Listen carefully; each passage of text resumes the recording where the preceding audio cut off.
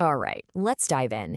If you've ever thought about taking that unsettling literary horror of The King in Yellow and dropping it right into the gritty urban world of Curseborne, then you are in exactly the right place. We're going to talk about how you can take these old, decadent ideas and mash them up with modern, creepy internet aesthetics to just completely unravel reality for your players. So let me just start with this question, because it really gets to the core of what we're talking about today. What if reality was a stage and you were forgetting your lines? Now, that's not just some clever line, right? It's the whole foundation for a kind of horror that gets under your skin, a horror where the monster isn't some creature, but it's the very thoughts inside your own head. So, here's the plan. We're going to start with what makes this type of horror so different. Then we'll touch on where it all came from, the original stories. We'll explore the weird architecture of these things called liminal spaces. And then, and this is the fun part, we're going to map all of that directly onto the world of Curseborne, getting into the actual game mechanics and even a campaign outline. Okay, first section, a totally new kind of horror. What happens when the monster isn't a monster at all? What if it's just an idea? The whole Yellow mythos is built around this concept of a mimetic hazard, basically a viral idea that infects you. And you know what? That fits perfectly with Curseborne's themes of inherited trauma and a reality that's just kind of fraying at the seams. And look, this is a really important distinction to make. This isn't your classic cosmic horror. It's not about feeling tiny in a big, empty universe. No, this is way more personal. This is the terror you feel when you realize that your own reality, your memories, who you are, is actually super fragile and can be completely overwritten by a story you just wish you'd never, ever read. So to really get a handle on this, we've got to go back to its roots in 19th century literature. We're talking about a world of crumbling ruins and, yeah, a play that you should absolutely never, ever watch. It really kicks off with a writer named Ambrose Bierce and his city of Carcosa. But here's the thing. In his stories, Carcosa isn't just a place on a map. It's more like a state of mind, a feeling of finality, of memory, and just abandonment. And it creates this thing called the failure of presence. That super unsettling feeling you get when you see a place that used to be full of life, but now it's just empty. All the meaning is gone. And what's so cool is how perfectly these old literary ideas fit right into the game world of Curseborne. I mean, look at this. The forbidden play, that's basically a mimetic curse that can infect a character's entire family line. The city of Carcosa? Well, that's a shattered space, one of those weird pocket dimensions inside the outside. Even the famous yellow sign works perfectly as a game status effect. It's almost a one-to-one match. It's wild. Yeah, this image right here, this is exactly what we're talking about. When we say mimetic hazard, this is it. It's not a monster jumping out at you. It's a quiet moment, just you and a book, and an idea worms its way into your head and starts to grow. It's just like one of Curseborne's inherited curses, isn't it? So, okay, we've got this 19th century vibe, but how do we make that feel real and modern and scary in a game today? Well, the answer is in the architecture itself, in what people now call liminal spaces.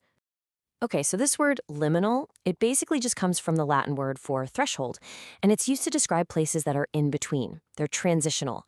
Think about an empty school hallway on a weekend, or a hotel corridor at 3 a.m.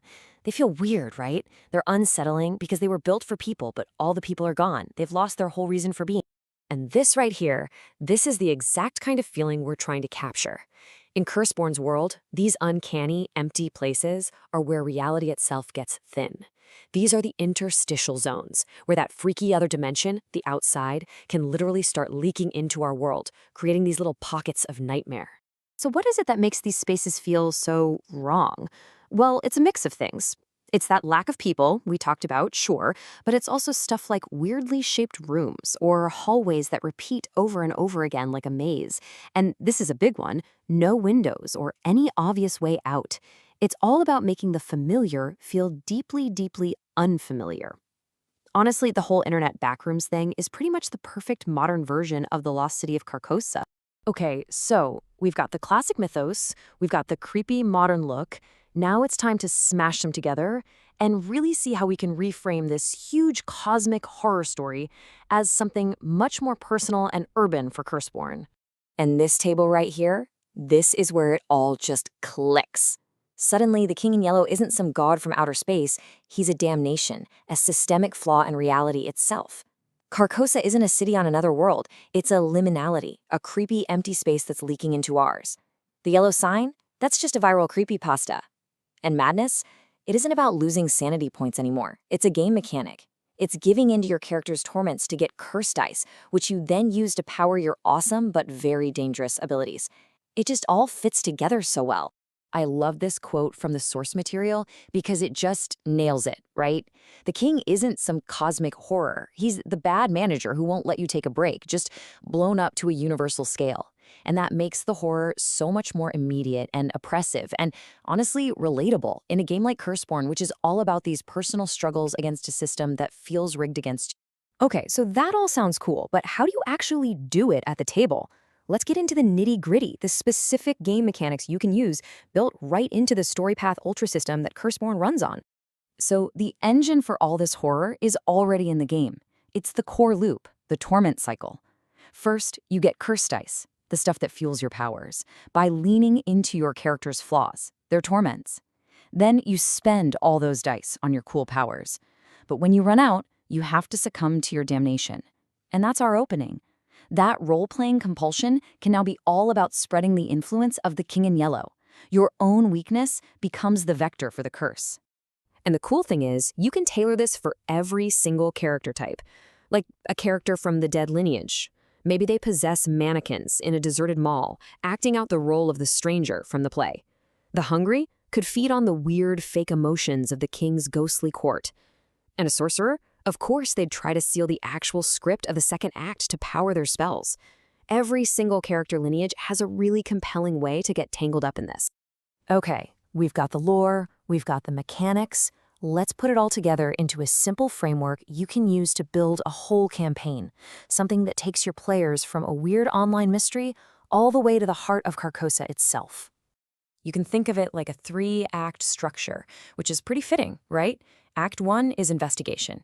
It starts small with weird viral marketing, creepy websites, that kind of thing. Act 2, liminality, is when they get trapped in one of those backroom-style places. And Act 3, the confrontation.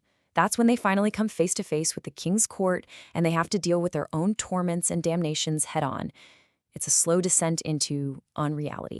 So you might be asking, why would any character go down this road? Well, it's because of the central idea of Curseborne. Your characters, the accursed, they're like moths drawn to a spider web. And in this story, the King in Yellow isn't just a monster. He's the light. He's a false promise of meaning, of an answer to all their problems. It's this beautiful, sad song that in the end is only about destruction. Because ultimately with this kind of horror, the threat isn't light years away. It's right here. It's terrifyingly close. Like the quote says, the spires of Carcosa are not far away. They're as close as the empty hallway at the end of the hall.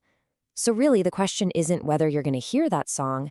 The question is, what are you going to do when the curtain finally rises on that second act?